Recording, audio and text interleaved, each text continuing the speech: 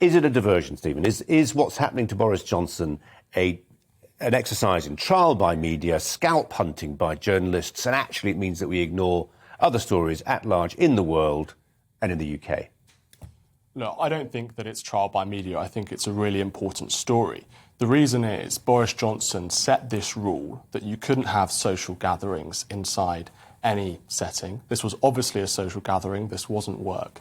And he broke that rule. And these rules were absolutely insane and petty, and I don't want to be talking about it.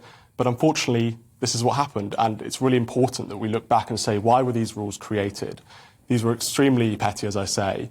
And although we don't want to be talking about it, and I don't want to be talking about it, this is what's happened. The Prime Minister, unfortunately, is a hypocrite, and he showed that he betrayed the public's trust. So, yes, we must talk about this story.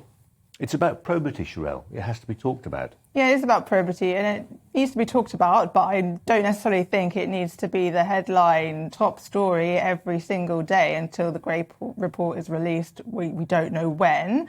I found it absurd, frankly, that the story about the birthday cake led the news on what has been a historic 24 hours, the US potentially abandoning, the evangelical liberalism that it has stood for since the Cold War and all of the repercussions of that for the entire world. We've also got a cost of living crisis coming out of COVID. Why on earth, then, are we obsessing over all of the drip, as you say, of scandalous stories which may be emerging before we actually get to the crunch of this story, which is the Sue Gray report?